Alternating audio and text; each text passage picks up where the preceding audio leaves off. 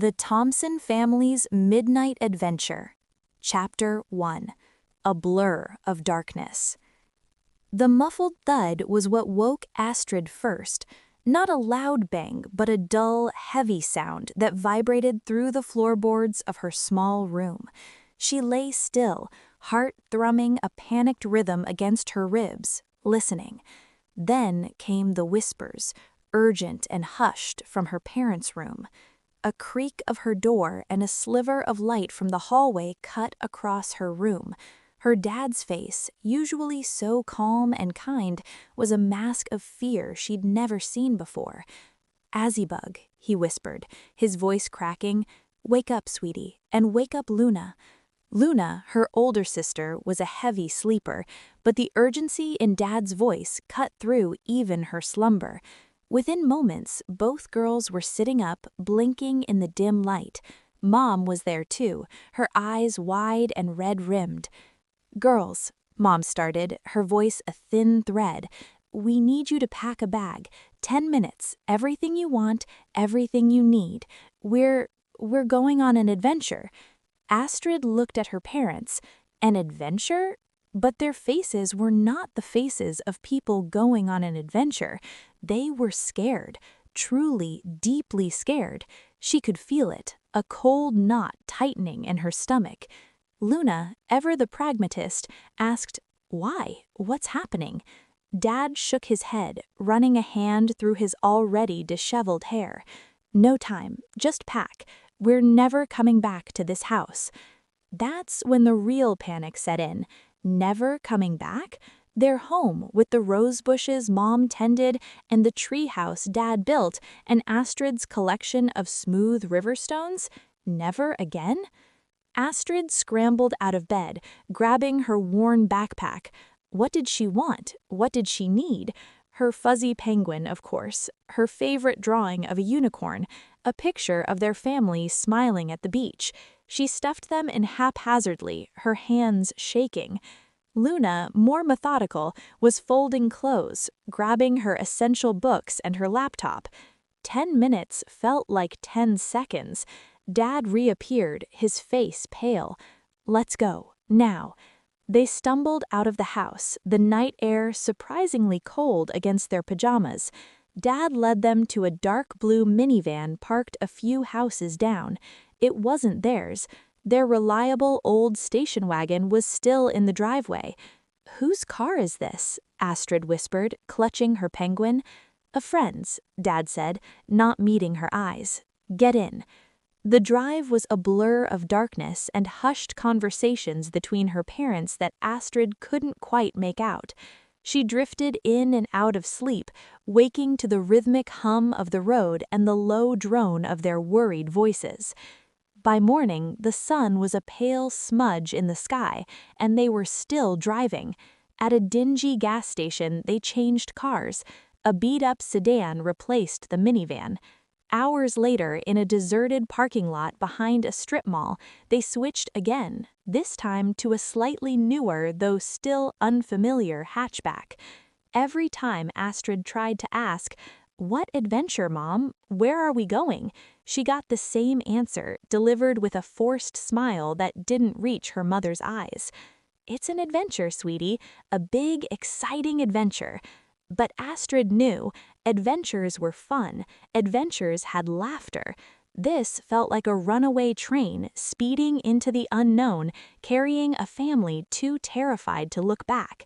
She clutched her penguin tighter, staring out at the passing world, wondering if she'd ever feel safe again. Chapter 2. Shades of Orange and Purple. The sun was dipping below the horizon, painting the sky in weary shades of orange and purple, when Dad finally pulled into the parking lot of a run-down motel. The sign, missing a letter and flickering erratically, read Starlight Inn. The building itself looked as tired as Astrid felt, its paint peeling, its windows dark and uninviting. "We'll stop here for the night," Mom said, her voice heavy with exhaustion, "just to rest." The room was small, smelling faintly of stale cigarette smoke and something vaguely metallic. Two double beds, covered with thin floral bedspreads, dominated the space. The bathroom was tiny, with a cracked mirror and rust stains in the sink. It was a far cry from their cozy home. As soon as they were inside, the curtains were drawn, thick and oppressive, plunging the room into a muted gloom. Yet, even with the curtains closed, Mom or Dad always seemed to be sitting in the armchair by the window, peering through a tiny, self-made slit in the fabric. Their gazes were intense, scanning the parking lot, the road, the shadows. "Can we watch TV?" Luna asked, her voice hopeful, reaching for the remote. "No," Dad said, his voice unusually sharp. "No TV, no radio, no noise." Astrid looked at him, startled. No TV? No radio? That was unheard of. They loved their evening cartoons and the pop music that usually filled their house. This adventure was getting stranger and scarier with every passing hour. They ate cold sandwiches and potato chips their parents had bought at a convenience store during one of their car changes. The silence in the room was thick, punctuated only by the crinkle of chip bags and the occasional sigh from their parents. Astrid tried to ask again, "Are we almost there, Mom? Where is there?" Mom just stroked her hair, a sad, distant look in her eyes. "We're resting, sweetie, just resting." Luna, usually so boisterous, was quiet too, her eyes darting between her parents and the window. Astrid saw her sister's hand clench and unclench on the bedspread. Luna was scared too, even if she wouldn't admit it. Astrid lay in bed next to Luna, her penguin clutched tight. The thin walls offered no protection from the sounds of the night. A distant siren, a car door slamming, the murmur of voices from another room. Each sound made her jump, made her listen, made her wonder. She watched her parents take turns in the armchair, Mom, then Dad. Their faces were etched with worry, their bodies tense, constantly vigilant. They weren't just resting, they were guarding. Guarding them from what? From whom? Sleep finally claimed her, a restless, dream-filled sleep of chasing shadows and whispered warnings. When she woke, the room was still dim, the curtains still drawn, and her dad was once again by the window, his silhouette dark against the sliver of light from outside, still watching. Chapter 3. People in Dark Suits. The muted light of morning was just starting to filter through the edges of the heavy curtains when a soft, insistent buzz broke the silence. Dad, still in the armchair by the window, startled. He reached into his pocket and pulled out a phone Astrid had never seen before, a plain, dark flip phone, unlike his usual sleek smartphone. His hands, she noticed, were visibly shaking as he fumbled to answer. "Hello?" he whispered, his voice hoarse. He listened for a moment, his eyes darting towards the door, then to Mom, who was now awake and watching him with bated breath from her bed. Astrid couldn't understand most of what he was saying. Words like transfer, assets, and protection floated through the air, heavy with meaning she couldn't grasp. But then, clearly, she heard him say, "I started receiving threats as soon as I sent in the documentation." He paused, listening again, a muscle working in his jaw. Then, his voice low and intense, he asked, "How can you guarantee my family's safety?" Mom let out a small, almost inaudible gasp. Luna was awake too, her eyes wide, staring at their dad. The weight of his words hung in the stale motel air, making the truth undeniable. This was no adventure.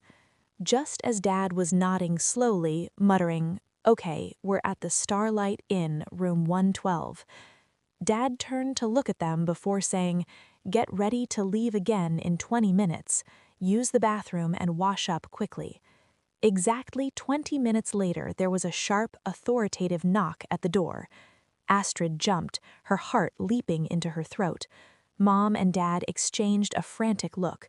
Dad quickly tucked the flip phone back into his pocket. "Who is it?" Dad called out, his voice a strained attempt at casualness. "FBI," Mr. Thompson, we're here to help." Astrid felt a wave of relief wash over her, immediately followed by a fresh surge of fear.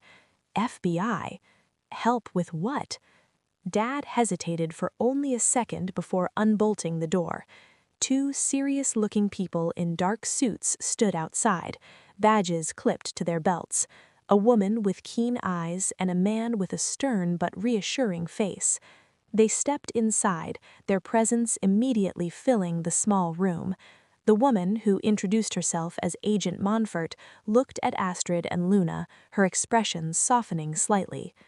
"Girls," Mom began, her voice trembling but firm, "there's something we need to tell you. Your dad, he found out that the company he works for was doing some very bad things, falsifying financial records."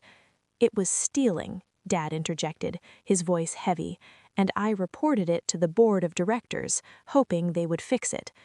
"But instead," Mom continued, her eyes meeting Astrid's, "people started calling your dad, threatening him, telling him to keep quiet. That's why we had to leave so quickly, darlings. That's why we left the house. We had to protect you." Astrid looked from her parents' tear-streaked faces to the calm, official faces of the FBI agents. The adventure wasn't a game. It was real. And now, finally, after days of fear and confusion, she understood. They weren't running from something scary, they were running to safety. And now, it seemed, safety had finally arrived. Thanks for listening to a Canoodle Mouse story. Leave a comment with your thoughts. Don't forget to like and subscribe for more stories.